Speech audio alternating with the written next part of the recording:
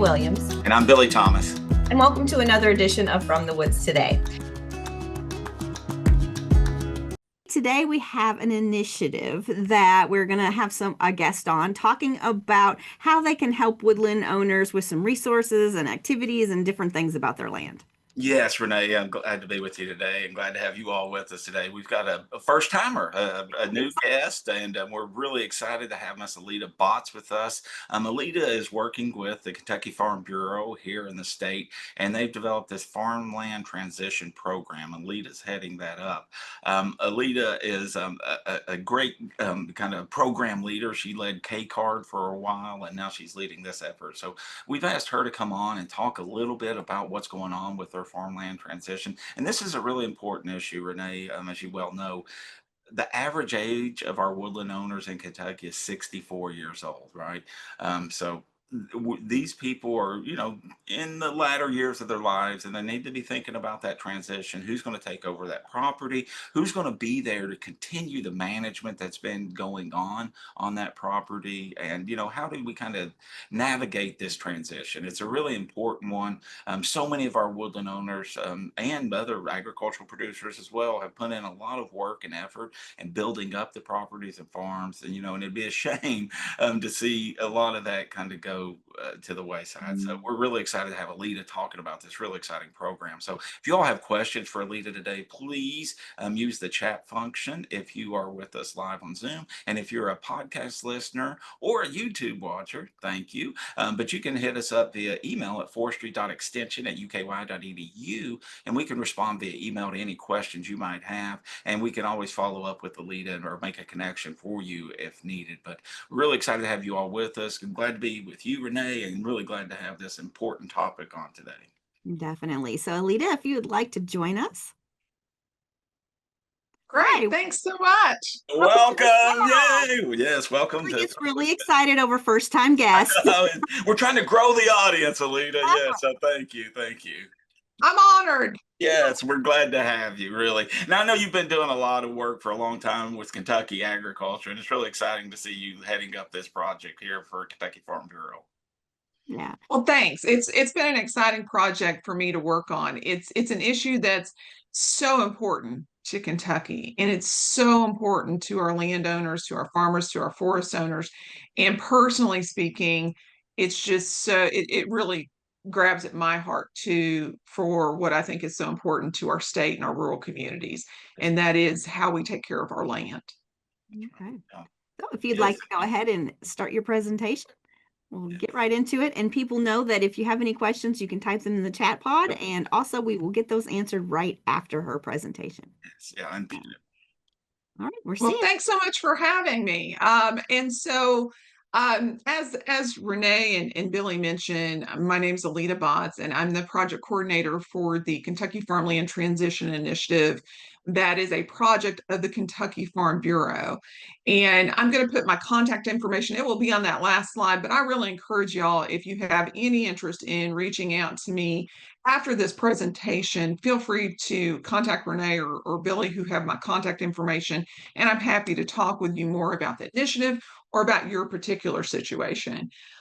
This initiative was started last year after the last census, the ag census came out, and it really demonstrated a problem that we knew had been a problem for a while, and that is the loss of Kentucky farmland, of our productive land. And the last ag census really illustrated just how deep a problem that we had. So this initiative was really started last year when we saw how much acreage we were losing. And it's almost 300 acres per day, which is about the size of an average Kentucky farm. So we're losing a farm a day. And if you look at the last 20 years, we've lost 1.4 million acres of farmland and 17,000 farms. And that in and of itself is really stark in looking at how much farmland we're losing. But if we look at what happens when we project it out, at this rate, the number of Kentucky's farmers are going to be cut in half in the next 60 years.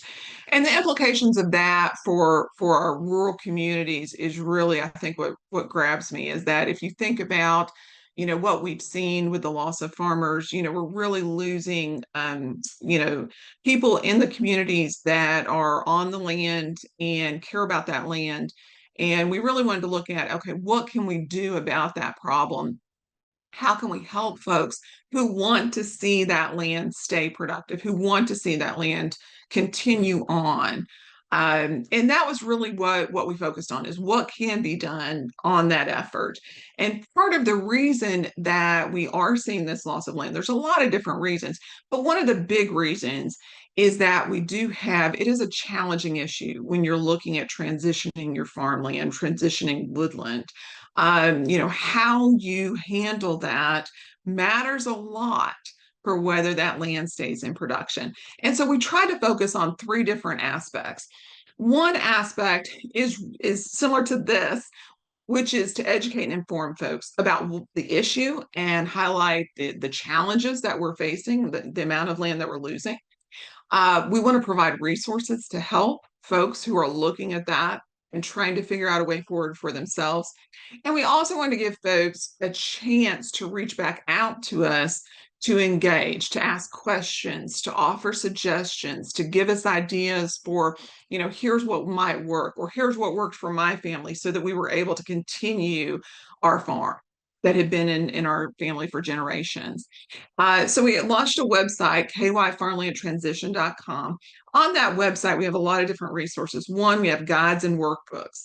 And so if you want to get your learn on and learn more about the issue, if you have a need to better understand, what are the issues, what are the questions I should be asking, there are guides and materials on there that are really quite good. Now, there's lots of materials on this topic that we found. We really are trying to highlight the ones that we have gotten the most value out of and that we've heard from others.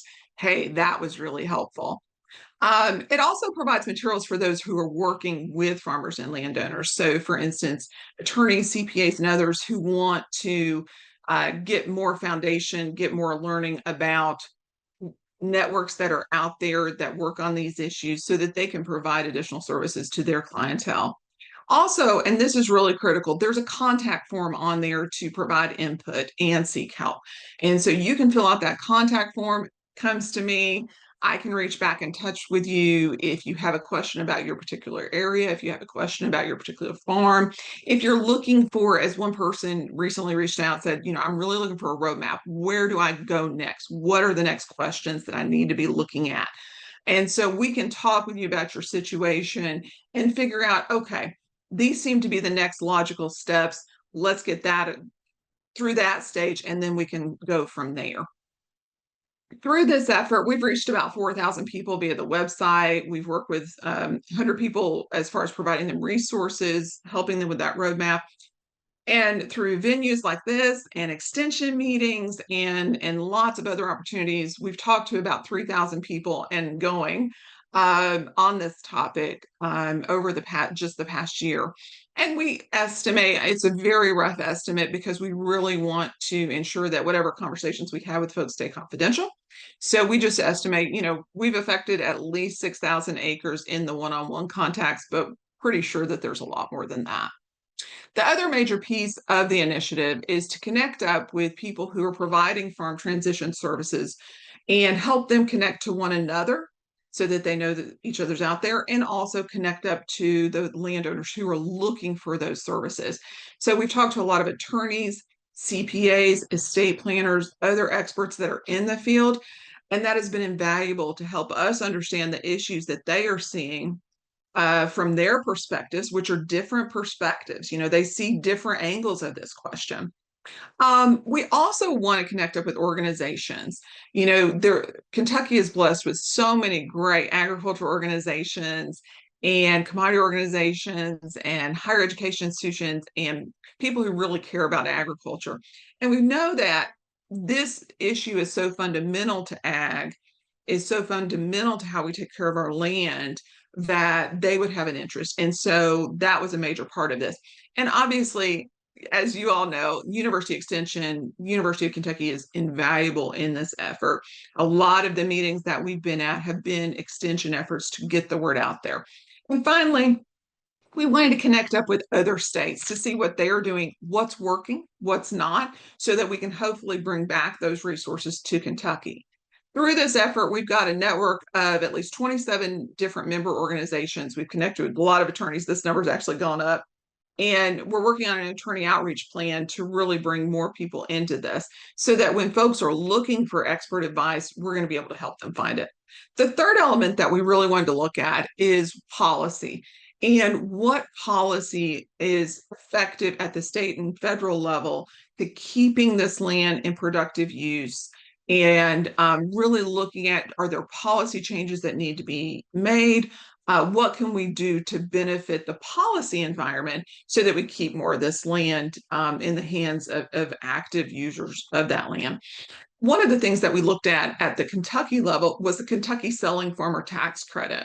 And this tax credit is eligible for landowners who sell the property, and this can be farmland, it can be woodland, sell the property to an individual who agrees to keep it in that same use. All right, keep it in that agricultural use. You can receive a tax credit that offsets Kentucky state income tax for the gain associated with that sale. All right, that is a tax credit that was in place, but a lot of people didn't know about it. So we really want to help people know about it and connect up with Cabinet for Economic Development, which has all the applications for this tax credit. What we also realized, though, in talking to folks about the credit, is it hasn't worked for a lot of people for various reasons. And so we weren't using the full bucket of tax credit that was available for it. And so we were missing out on protecting more land with this tax credit. So what was done is that in the last legislative session, there were changes made to the tax credit in hopes of making it more likely to be used. And so it's opened up the door to more individuals who would be the buyers, as far as the farmers who would be buying that land. It's changed the credit in ways that, we can hopefully get a pre-approval process from the cabinet. So there's lots of good stuff happening in that area that we hope are going to encourage the continuation of that land use. And then we also, in talking to other states, and a number of states have that tax credit, but what we heard from talking to a lot of states is that while those credits are very good to have in place, they don't approach the level of the federal tax issue that you have when you are selling land. And so what do we need to look at the federal level?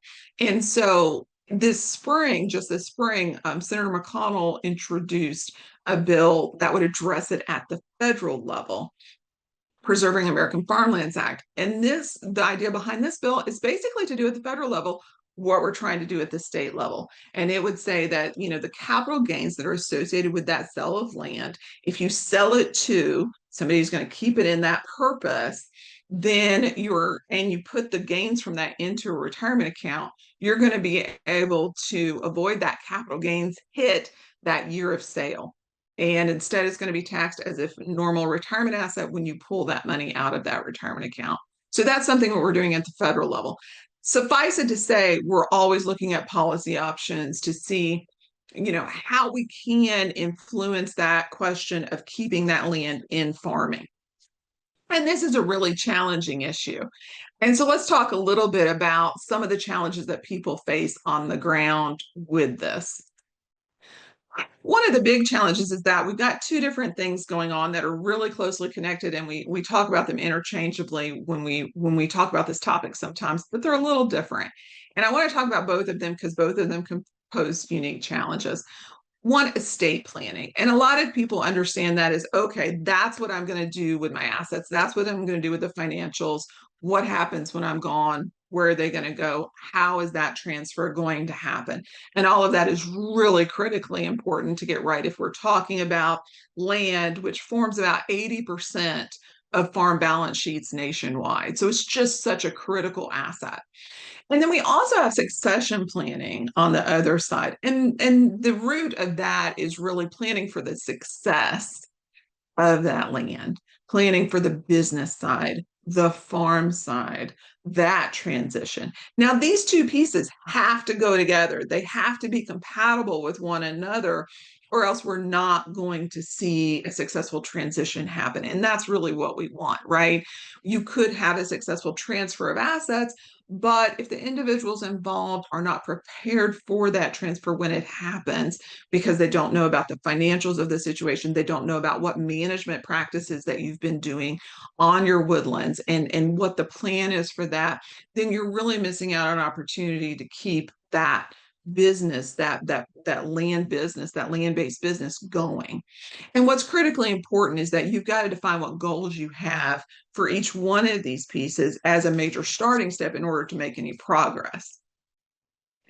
Some of the critical questions as you think about those goals are, who is going to succeed or follow me in my farming operation?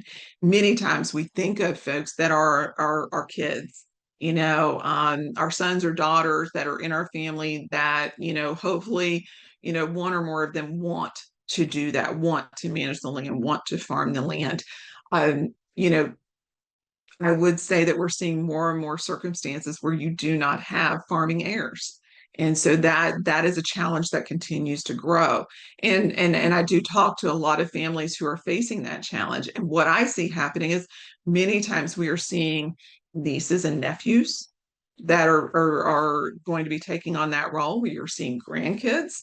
I joke that sometimes farming skips a generation as far as the interest in that land and that management aspect.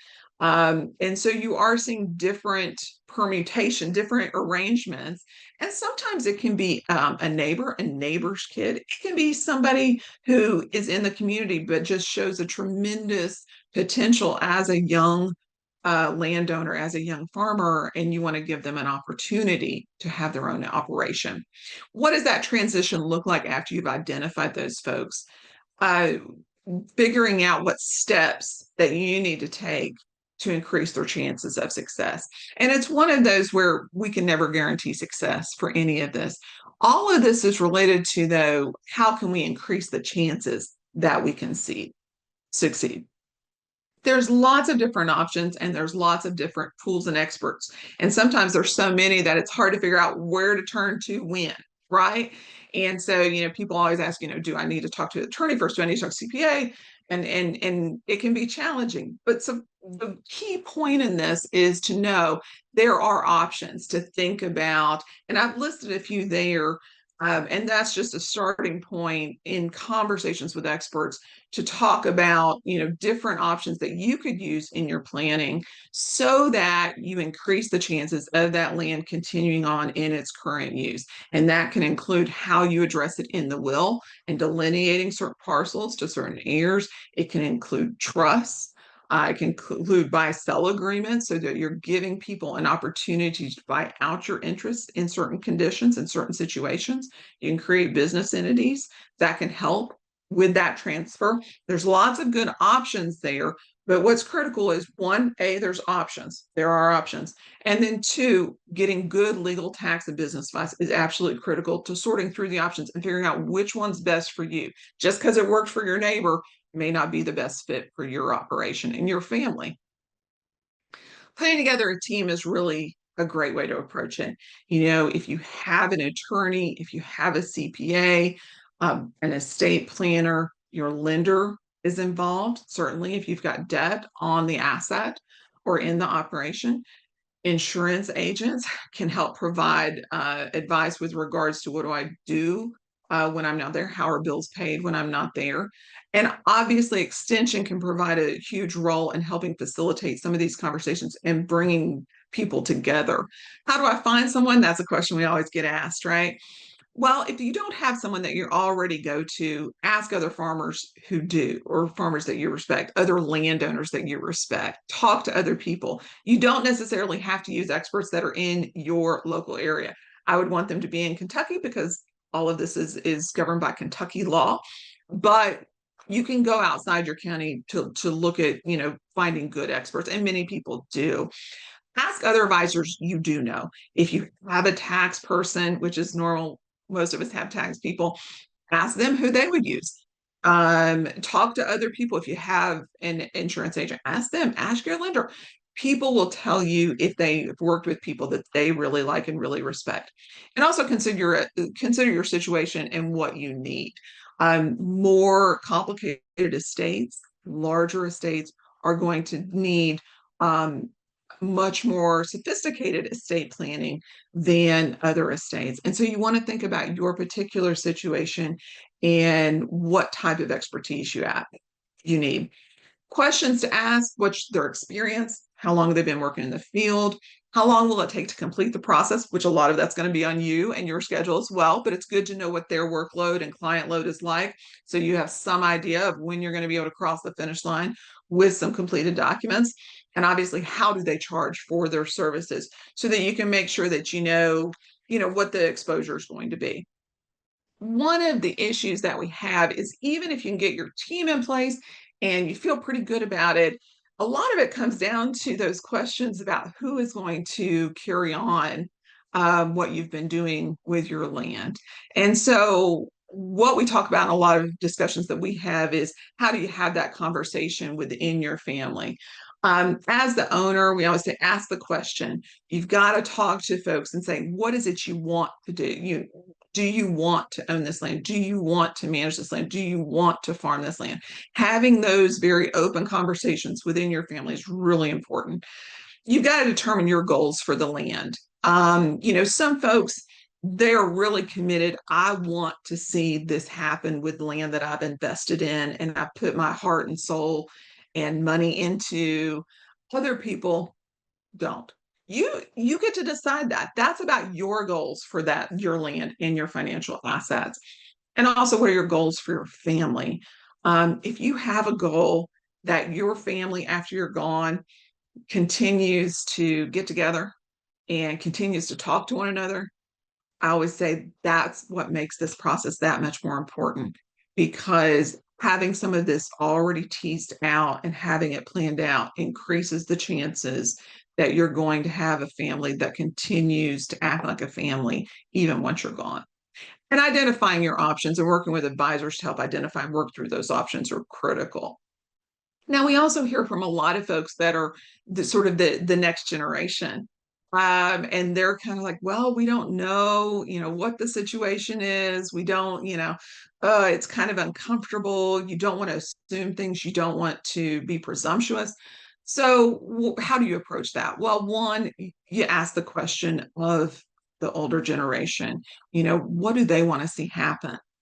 How do they see you fitting into that picture? And you want to make a statement about what you want to do.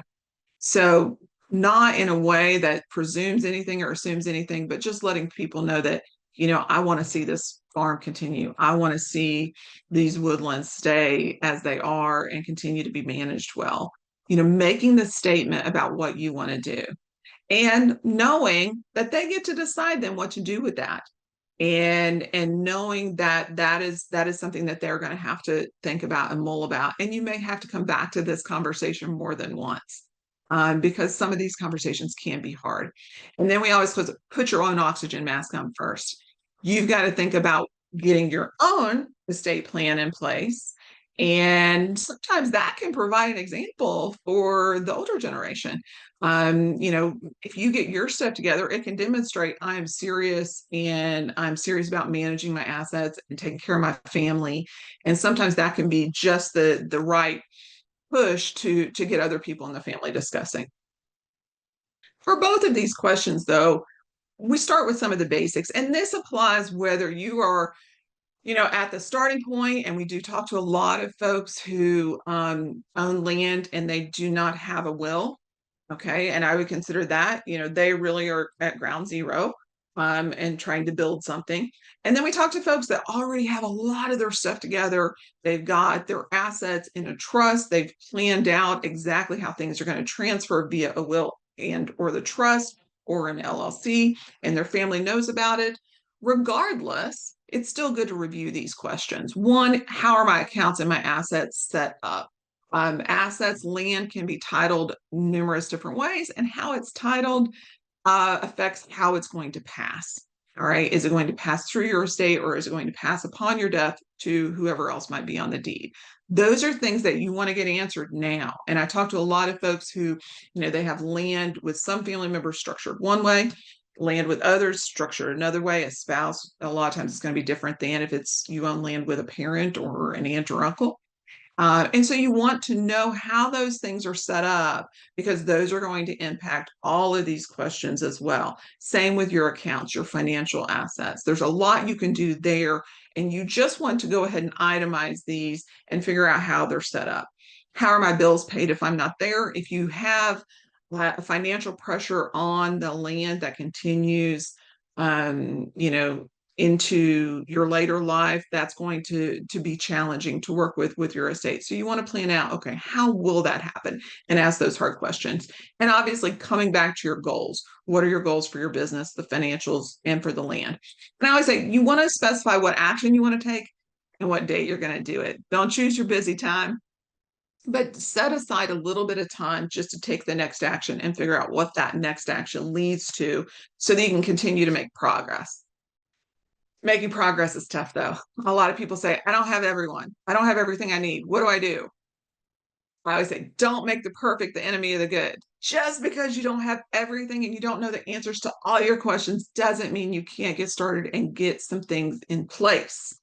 Sometimes this process can take a while, especially when you're talking about succession planning and transferring management along with assets and really completing that transit. It can take years. It really can. That's okay. We've got to start somewhere. We've got to start with the advisors you do have. If you do not have advisors in place, we want to start with what you know and what you need to know. All right.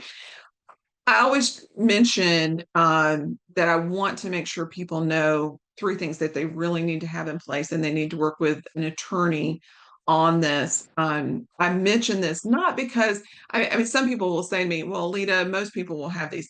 That's not the case, and studies show that actually the percentage of folks that have all of these in place is not high.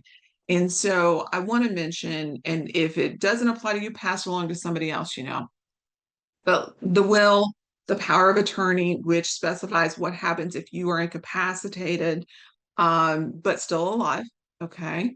And then a healthcare directive, which of course is what happens with regards to my healthcare, do not resuscitate orders, those kind of things when I am unable to express my wishes.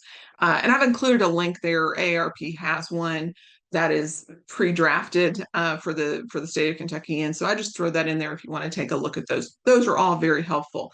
I mentioned that, and I'm going to throw up the next screen because I really want to hammer this home, is that we do talk to enough people who do not have wills, and that can create a really challenging situation with your land. That in and of itself can lead to more fragmented land and land that doesn't stay in that agricultural woodland purpose, probably more than anything.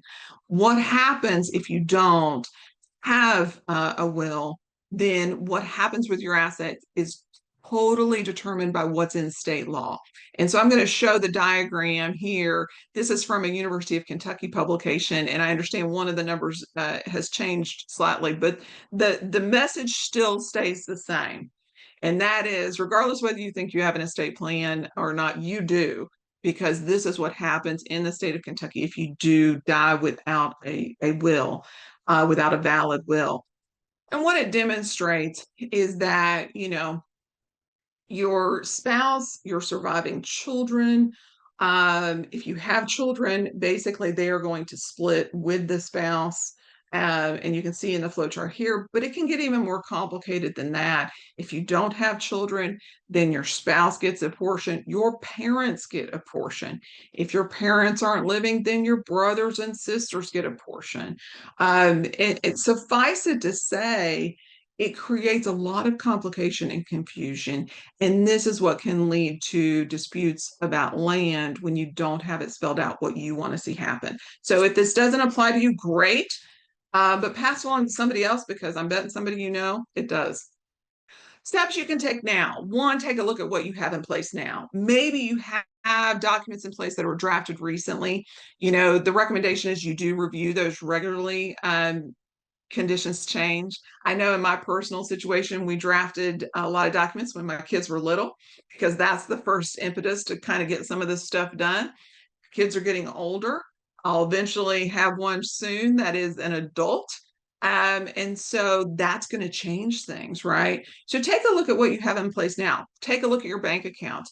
Do you have survivorship named people listed on those accounts that would be able to take those accounts on if you were to pass, so that they can access funds if they need to?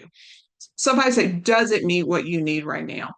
Identifying your assets and accounts. There's a lot of great resources. UK has a great resource on the estate planning website, and we put it on our website as well. That is a listing of, okay, go through all of the assets, all my accounts, how they're titled, make that inventory. That is going to be hugely helpful. And then you just have to update. Have conversations with your spouse, with your kids, with other heirs. This shouldn't be something that you never talk about. This should be something that, okay, if we're going to take care of our family, if we're going to take care of our lands, this is something we're going to talk about, and we're going to figure out solutions. Decide what you want to see happen. Think about what it is you want to see happen. Think about, what you've invested into your land, and do you want to see it stay in that same use? What do you want to see happen with it? And then schedule time. Maybe it's with an attorney, CPA, estate planner, facilitator, etc., depending on what your need is at the moment. My favorite resources, real quick, these are linked to on our website. These are the resources that I recommend the most, because I just found that they are so good at helping people with issues. One is the Estate and Succession Planning for the Farm from Iowa State. It's a large document. We can send it to you if you need a hard copy, but you can pull it up online for free. It is a great document to help you go through a lot of the terms that are used with this process, but also two things that I really like about it. One, it goes through farm examples, actual land examples. So when it talks about a trust, it talks about how George and Sue set up a trust, and it talks about how it's actually used. And that's what I so love, because it's so good to help you understand it. Two, it also has that inventory sheet in the back that is assets, what I have in place, all of that. And that's really helpful. And they do a good job with it. The estate planning series from UK, I mentioned that wills and probate document. That's what shows that flow chart. But there's a lot of great documents in that whole series that we've linked to from our website that take you through different pieces of this challenge. And then finally, on the management side, and really looking at the succession planning side, University of Wisconsin has a really great workbook that talks you through the questions you need to ask as you're passing along the knowledge base that you have about your particular land and the management and financial aspects of it. The big challenge, we're going to see 70% of farmland change hands in the next 2 decades. Actually, that might be a little low now. Only 20% of family farms survive the transfer to the next generation. And that's really stark. That's what hits me in the face. And sometimes you take one step, or, you listen to this stuff and you're like, oh, I need to do something. And then life gets in the way, right? Totally understand that.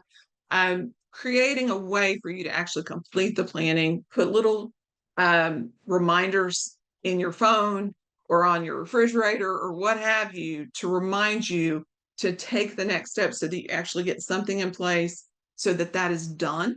And then you just have to review it to make sure it still meets your needs based on your family, land situation, etc. Finally, here's our contact information. You are welcome to reach out via the website. We do have email newsletters. You can sign up for those on the website. Here is contact information for both the KFTI network, and Renee Carrico at Kentucky Farm Bureau does such a great job at coordinating our efforts with the network. So if you have an organization that's interested in this or interested in a talk on this, feel free to reach out. And you're welcome to reach out to me as well if you have questions, if you want to talk about your particular situation, and we can just talk through what might be good resources, good options. I'm happy to do that as well. And that's the conversations that I have with a lot of folks. And they're complicated situations. So don't worry, there are no stupid questions with this, because it is so complicated, and we're happy to provide that help, because again, that sometimes can be the key just keeping that land still in productive use in Kentucky. So with that, I will stop my screen share and take any questions. Great. Thank you so much. Really do appreciate it. And we do have several questions that have already popped in the chat. The first one was, does the selling farmer tax credit carry over for multiple years? Great question. So you do, ideally, you should apply for the tax credit in the same calendar year of the sale. Okay. And I would recommend applying for that as early as possible, because they do stop reviewing applications as not stop reviewing, but they just run out of time before the end of the calendar year. And so if you think about it, when you file your taxes in the spring for the preceding tax year, that's when you're going to have the tax burden on that land. You want to make sure you have that tax credit to travel along with that. And so really encourage you, one, look at it early if that is something that you're interested in, and then try to do everything you can to execute the sale of that land to give you enough time to get that to the credit approved. Now, it is subject to a limit. Right now, the limit is $25,000 per year with a lifetime limit of $125,000. It can carry over. So the challenge we've run into, though, especially with farming operations, is you have that tax burden in that year of sale, especially. If you don't use it in that year of sale because you didn't get the application or whatever, it becomes harder to use it because many farming operations do not have a lot of income taxes they can use to offset. So if you're interested in that tax credit, feel free to reach back out. I'll send you the links. We can talk more about it. There's the cabinet does a great job of answering questions on this, but I do want people to focus on when they make that sale and when they get that application in. Well, that in itself is very valuable, Aleta, because I was unaware of that as a credit myself. So I really appreciate you making us aware of that. That's awesome. What a great presentation. Yeah, definitely. Let's see. More- We have any advice for beginning farmers to access land if they don't have relatives with land? That is tough. And Yeah. I am so I sympathize. We have gotten contacted by multiple individuals to the website that are folks in that scenario where they are looking to access land. They are beginning farmers. They want to find more land, and land is hard to find, especially at prices that we can afford with agricultural income, Mhm. right? Um, we do not have, in some states do have what's called a land link program that connects beginning farmers, retiring farmers to see if we can, make a match. Kentucky has not implemented that. That is something that we have looked at. We have talked to other states. There's not high success rates with a lot of those programs. And so that's something that we're looking at to see, okay, how could we increase the success rate in Kentucky? Would that work? What I always tell people is, one, you can let me know. And if I do know of folks that are looking to sell, looking to pass on there, then I am happy to try to do that. What I also emphasize is what is key is getting connected within the community or county that you are looking for land, because as we all know, much of this discussion of land happens at the local and county level. And so people will say, well, I didn't even know that land was available. I didn't even know they wanted to sell. That's how a lot of land transactions happen. And so I encourage people to say, get involved locally with where you want to go, because sometimes that's how you're going to hear about that land availability. You're welcome to reach out to me. I'm happy to take account of that. But it is a real challenge. Yeah. Yeah, the whole subject is challenging, right? Exactly. This transition, yeah. It But is. there's so many elements to it. But you have identified a path, right? That people can follow and resources to help them along the way. And sometimes people just need to be aware that there is a way to go about this, right? And yeah, it's Yeah. And I would say too, I think more and more people, at least from what I'm hearing, it could be totally anecdotal. I'm hearing more and more people talk about the fact that they don't have farming heirs. They want to see it continue farming. They are looking for other options. The challenge is land is not land. Land is in a particular county for a particular use Right. with particular restrictions, right? You know, pasture land is different than cropland, which is different than woodland. And so it's not as if you can just plug and play and say, I got 50 acres here and oh, boom. Yeah.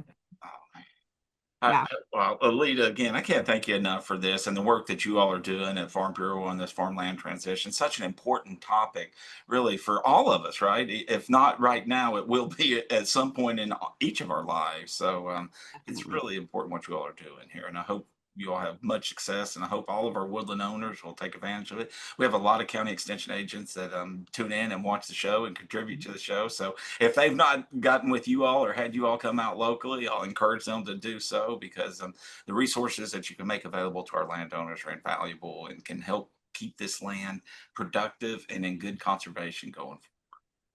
Mhm. Well, we so appreciate the partnership that we have with our extension folks. I mean, they're phenomenal.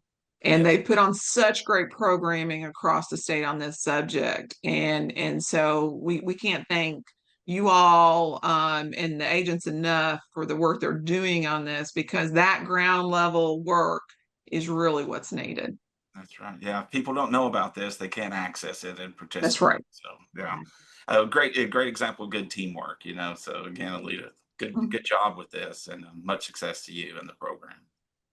Wonderful. Thank you for joining. Thank you. Wow, wow. Renee, that was really good.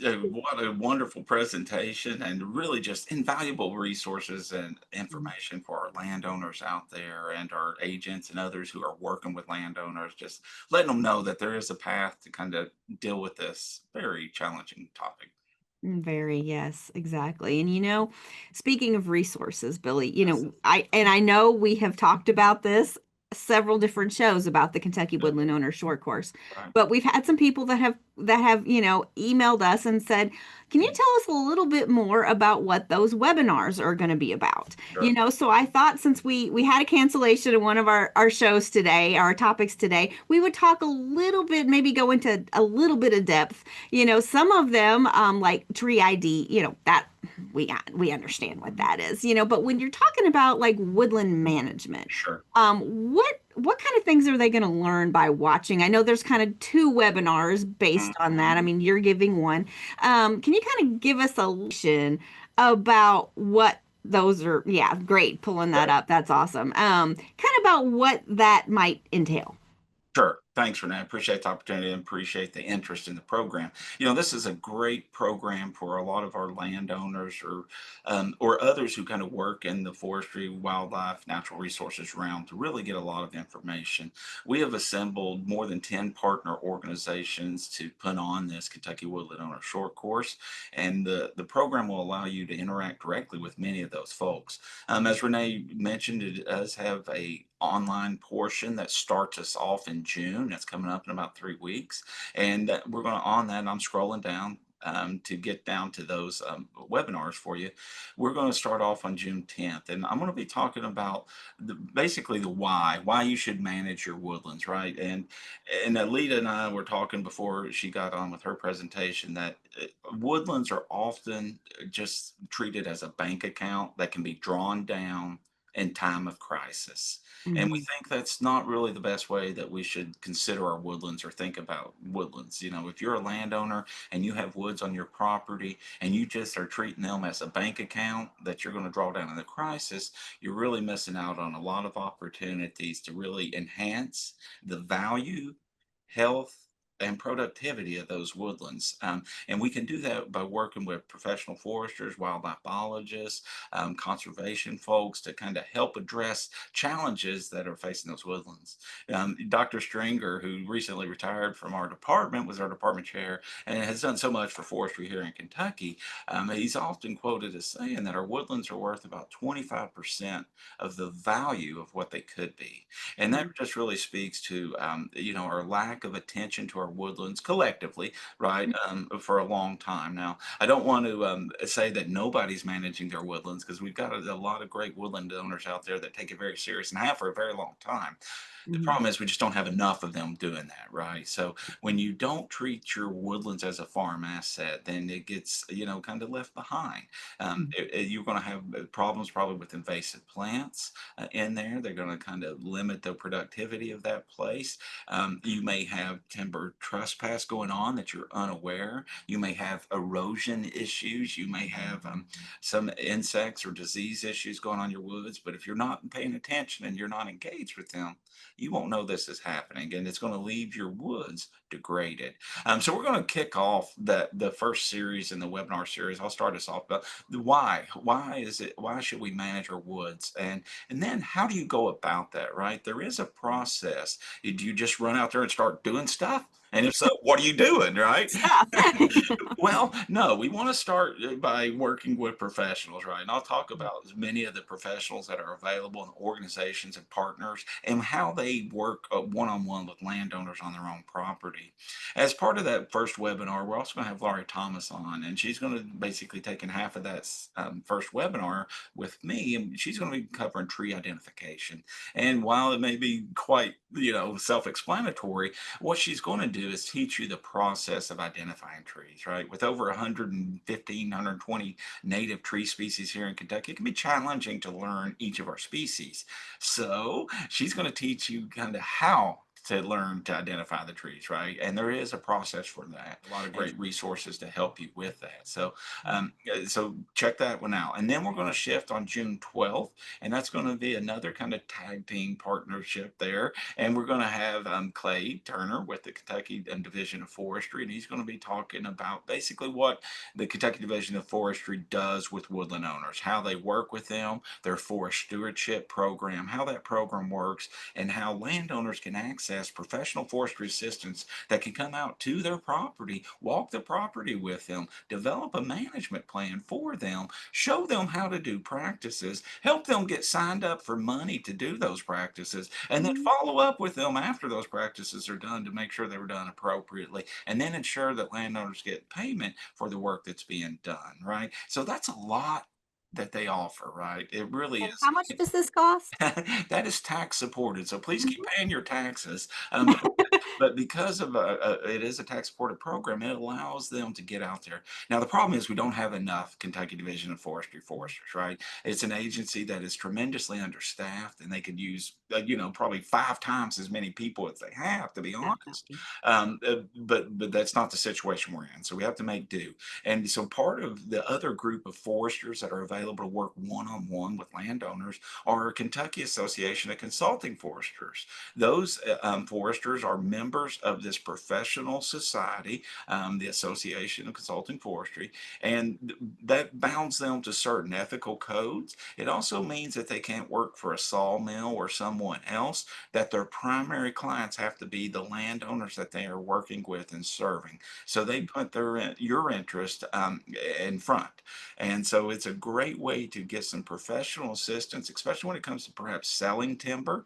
Maybe you're wanting to have a timber harvest. Maybe you've had timber trespass or timber theft. Our consultant foresters are the ones who are equipped with the knowledge and expertise and experience to deal with these challenging situations. Now, they can offer all the services available through the Kentucky Division of Forestry, but they also can bring some things to the table that the Division of Forestry is not able to. They're going to basically be covering a comprehensive woodland management segment on June 12th. So that's a great opportunity to really get a good understanding of how they can work one on one with landowners, but how those two organizations can be work collaboratively on helping landowners. So sometimes we may have landowners start out with the Kentucky Division of Forestry, and then as they progress and maybe they get ready for a timber harvest or something else, they may start working with consultant foresters at that point. So there's just a lot of different ways that can be handled. But if you don't know about any of this stuff, you're going to be left kind of behind the 8 ball on that. So we want to make sure that you're well aware of those resources available for you.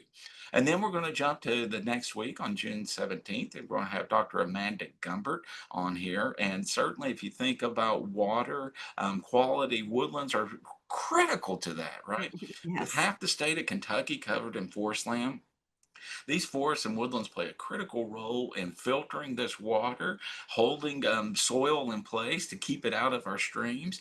And there's also some rules and regulations related to water that we need to be cognizant of when we're doing management activities in our woodlands. And Dr. Gumbert will be talking about many of those things, as well as a lot of the programs that are available to help you when it comes to dealing with water challenges, perhaps on your property. So Dr. Gumbert is a soil specialist, but she's also a water quality specialist. So she brings a lot to the table, and she's going to be covering that on June 17th. And then we're going to bring in the Kentucky Department of Fish and Wildlife Resources on June 19th. We have Mr. Jacob Stewart. And if you've not had a chance to hear Mr. Stewart, you're in for a treat. He's a great presenter, extremely knowledgeable about wildlife management issues here in Kentucky, but he's really well connected with everything that's going on wildlife here in the state of Kentucky. So he's going to be a great resource to kind of highlight what the Kentucky Department of Fish and Wildlife Resources does in terms of working with landowners. And many of our landowners, as you well know, Renee, are interested in their woodlands from a wildlife perspective. They are. And so there's a chance here to kind of make the to marry the timber and the wildlife with this. And I think Jacob will tell you a lot that good forest management is good wildlife management as well. So we'll have him talking about what they can do to work with landowners. And then we're going to switch on the June 24th, and we're going to have our very own Dr. Ellen Crocker, who many of our From the Woods Today viewers and listeners know. But she is an amazing resource when it comes to forest health issues. She runs Yeah. a forest health lab here at the University of Kentucky Department of Forestry and Natural Resources. She's got a big team, and she's involved in a lot of different things, but she is our go-to person on forest health related stuff for our team. And we are really excited to have her available to meet with everybody on June 24th and talk about some of the woodland health issues that we're dealing with in Kentucky and some of the things we can do to try to address them and alleviate some of those pressures. And then we're going to wrap up the series on June 26th. And it's going to be a little bit of a smorgasbord because we've got several kind of partner groups in there, but it's going to be anchored by Mr. John Schultz. John is the NRCS State Forester for Kentucky, and he's been a great partner to work with over the years. But John oversees kind of the forestry related programs that NRCS administers here in Kentucky. And that's important because that's EQIP and some of those other programs that make conservation funds available to woodland owners to implement practices on their own property.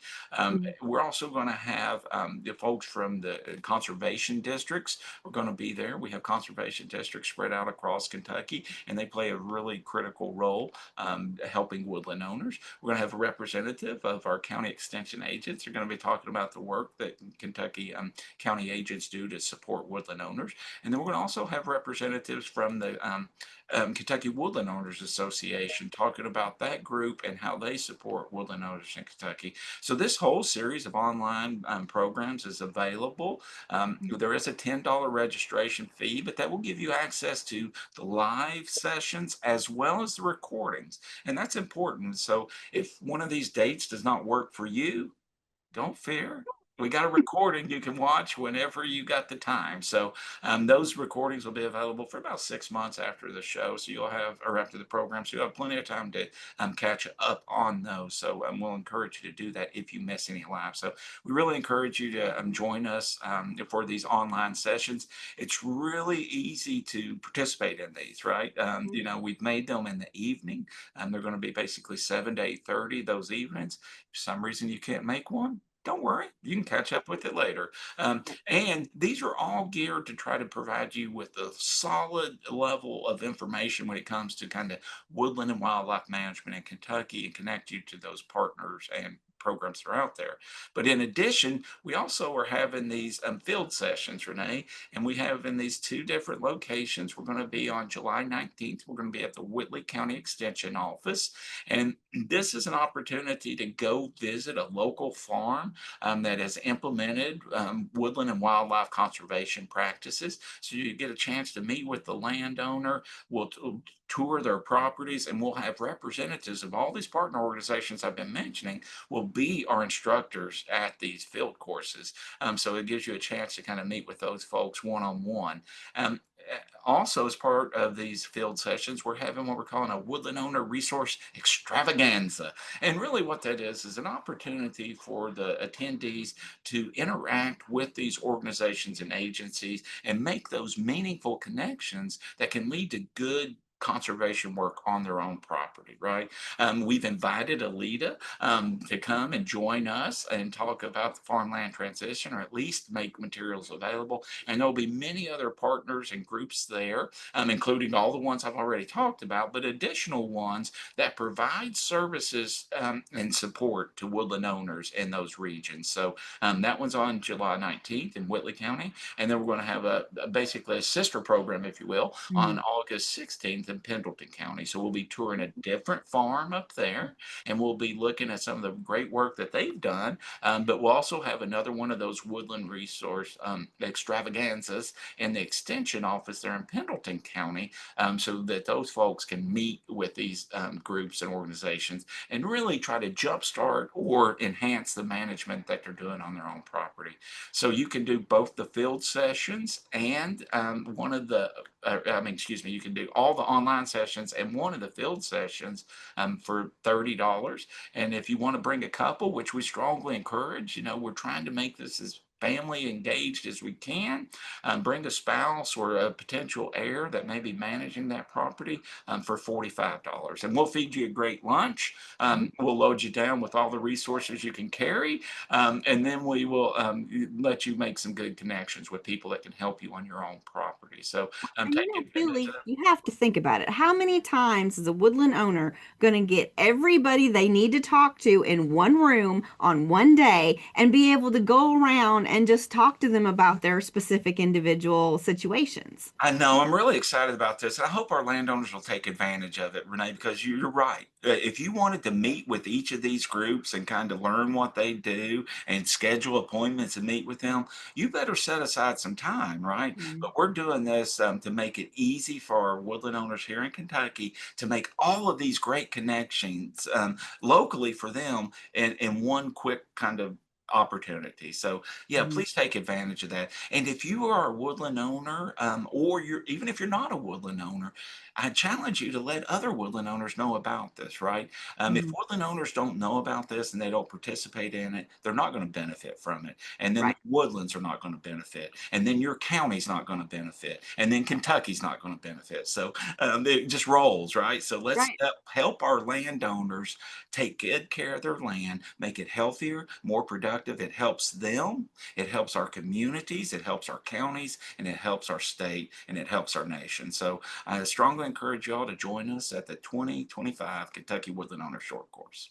Well, thank you, Billy. We appreciate that because, like I said, I had a couple of questions about it, and I thought, we have a few minutes. Let's go ahead and get those answered. And I think you did a great job of doing that. So all those questions should be answered now. And I've been hearing my email dinging, so I'm hoping it's a whole bunch of people registered. Yeah, please register. Come on. It does us no good to throw up these great big events if people don't come and take advantage of them. So come take advantage of it and let others know as well. Exactly. So, speaking of that, we appreciate you joining us every week because if you didn't, then why would we have the show, right? So we greatly appreciate you being there each and every week. If you want to go to fromthewoodstoday.com, we have over 200 shows that are listed there. I think actually in a couple of weeks, we're going to be at our 250th show. Wow, I mean, know. wow. Tons of content, right? It's a lot of content. Anything from tree ID to forest health, everything that, we talked about, and in between will be on there. Yep. So you can have a wealth of knowledge by just going to fromthewoodstoday.com. Including this presentation will be up here from Aleta Botts today with the Farmland Transition. A big thanks to her for that great segment today on today's program. And as Renee said, thank you all for being viewers, listeners of the show. We really appreciate it. We want to serve you, and we hope we can in the future. Definitely. Until we see you next week, take care. Bye. From the woods today. From the woods today.